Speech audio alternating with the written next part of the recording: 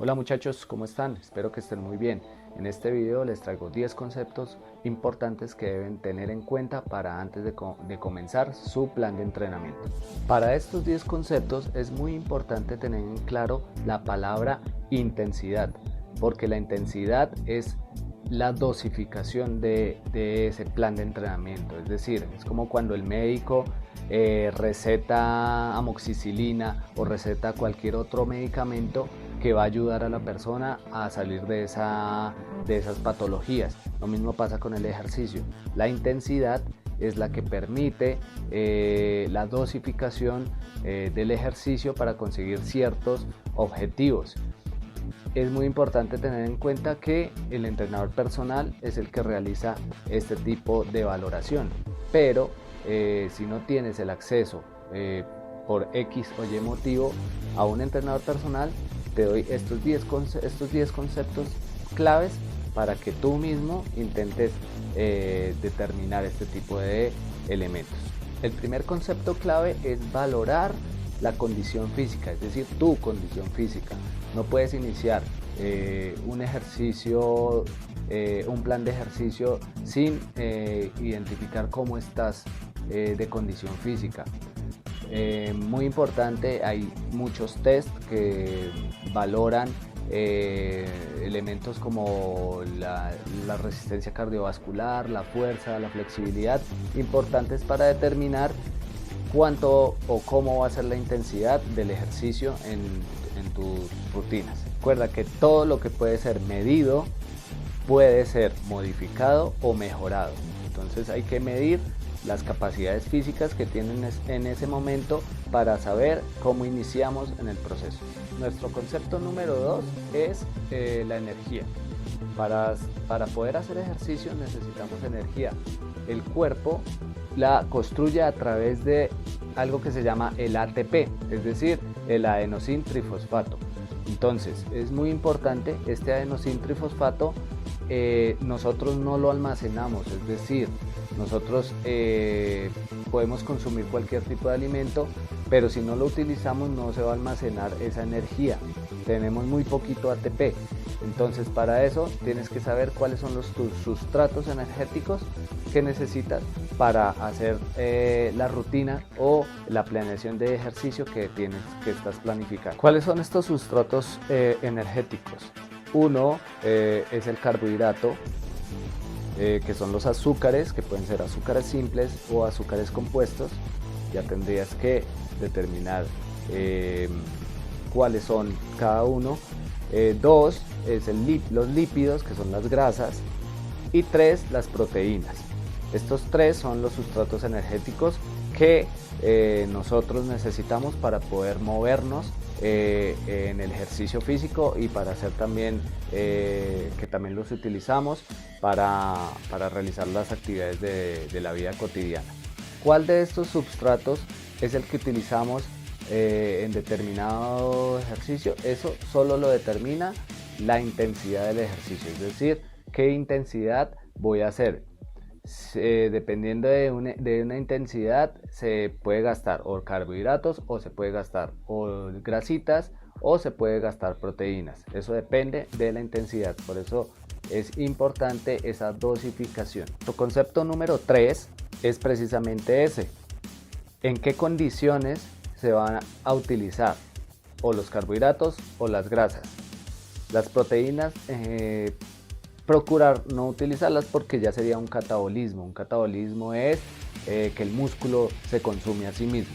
Entonces esas son situaciones extremas en donde estamos perdidos en un desierto y estamos perdiendo agua, líquido. O sea, son situaciones supremamente extremas que conllevan a catabolizar. Entonces las proteínas por lo general no es conveniente utilizarlas. Estas dos condiciones son muy importantes: la condición aeróbica y la condición anaeróbica. No quiere decir que en esta condición aeróbica sí se utiliza oxígeno y en la otra condición anaeróbica no se utiliza oxígeno. En las dos hay presencia de oxígeno. Lo único que cambia, en qué se diferencia, es que una se utiliza en la condición aeróbica se utiliza desde la mitocondria de la célula. En cambio, la anaeróbica, el oxígeno se está utilizando en el citoplasma de la célula.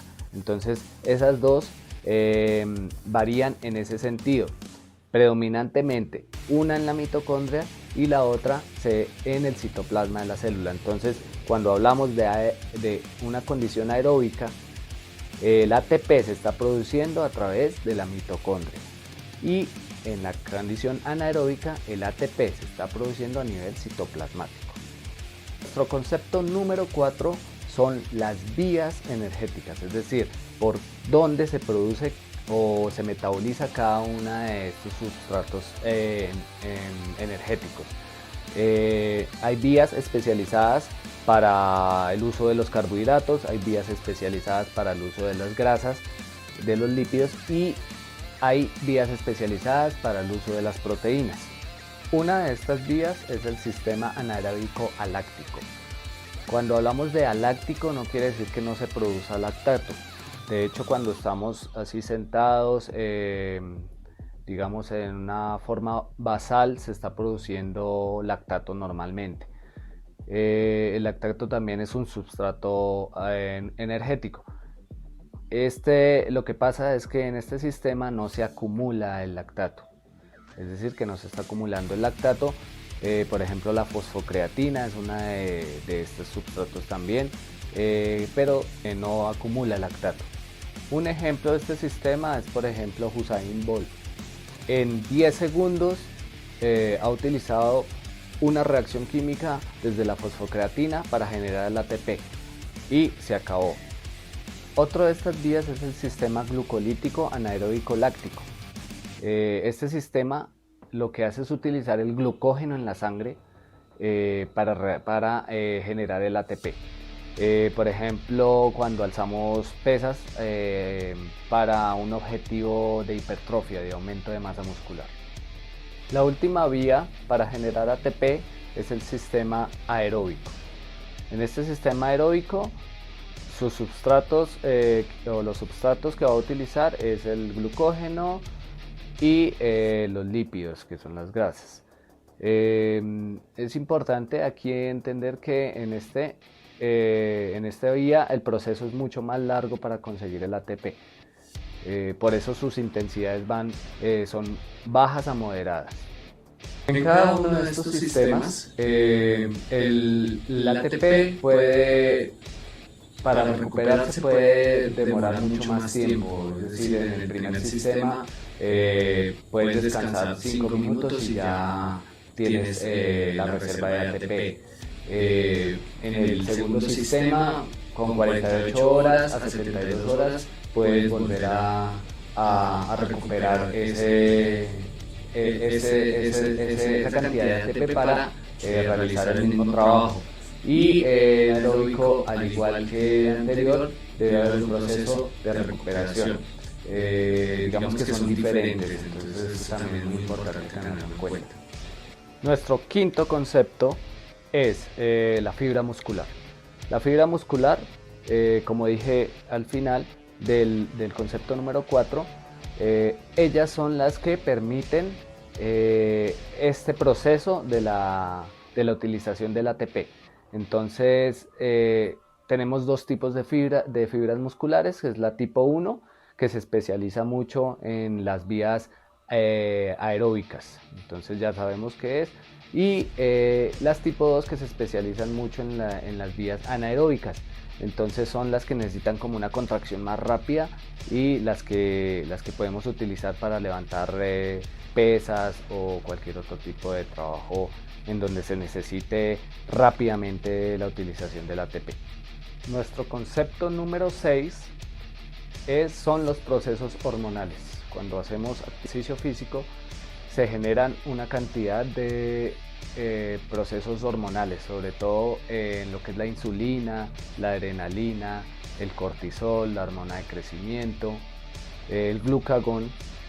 Digamos que la adrenalina permite que se degrade más rápido los lípidos, Y eso sí, la insulina baja bastante cuando estamos durante el ejercicio, ¿sí? Pero cuando terminamos el ejercicio y pasa una hora más o menos, la insulina sube. Entonces eso también es muy importante tenerlo en cuenta. Concepto número 7 es la carga del entrenamiento. La carga del entrenamiento es el estímulo que le vas a dar a tu cuerpo para que genere estas reacciones anteriores que hemos visto. El concepto 8 son las variables de la carga. Hay unas variables cualitativas y hay unas variables cuantitativas. Las variables cualitativas son, por ejemplo, la intensidad, que ya habíamos hablado de ella. Es decir, por ejemplo, una persona que levanta pesas lo va a hacer al 50% del RM, lo va a hacer al 70% del RM. Y cuando se hace un trabajo cardiovascular, el VO2 máximo es importante tomarlo, que también hay test que miden el VO2 máximo. Otra de estas variables es la densidad. La densidad es el descanso básicamente, cuánto voy a descansar entre series, por ejemplo. Las variables cuantitativas. Las variables cuantitativas son ya, digamos, más medibles. Por ejemplo, el número de series, que es, digamos, es el volumen como tal, el volumen de entrenamiento, el número de series, el número de repeticiones. También es importante ahí cuántas veces a la semana voy a entrenar y, por ejemplo, también cuánto va a durar mi entrenamiento. Concepto 9 es el concepto crossover. El cuerpo utiliza carbohidratos y lípidos en mayor cantidad. Estos dos, digamos que hay como una lucha entre ellos dos por ser utilizados. Entonces es importante tener en cuenta en qué porcentaje del VO2 voy a utilizar más grasas y en qué porcentaje del VO2 utilizo más los carbohidratos. Generalmente, o según los estudios, las grasitas se utilizan en un porcentaje menor al 50% del VO2 máximo. VO2 máximo es la capacidad que tienen los pulmones de albergar oxígeno. Pero cuando ya sube la intensidad de este VO2 máximo, es decir, por ejemplo en un HIIT, comienza a utilizar los carbohidratos. Concepto número 9, súper importante. Pero esto no quiere decir que el cuerpo no utilice las grasas. Es importante saber esto, porque a pesar de que a mayor intensidad del ejercicio se esté utilizando los carbohidratos, las grasas también se siguen utilizando. Tal vez en menor cantidad, pero igual se siguen utilizando. Entonces eso es muy importante. El último concepto, el concepto número 10, es tener muy en claro la predominancia. Es decir, que no quiere decir que una cosa no se utilice y otra cosa sí se utilice. No, la predominancia quiere decir que una cosa se utilice más que la otra, pero la otra aún se sigue utilizando. Entonces eso es muy importante. Si trabajamos con las fibras musculares del tipo 1, no quiere decir que las tipo 2 no estén trabajando. Si estamos quemando, oxidando carbohidratos, no quiere decir que no oxidemos las grasitas. Entonces, hablar de la predominancia es muy importante. Listo, muchachos, espero que en este video hayan aprendido un poco acerca del entrenamiento, cómo planificarlo y qué tener en cuenta para ello. Listo, nos estamos hablando y quedamos en contacto. Chao, muchachos.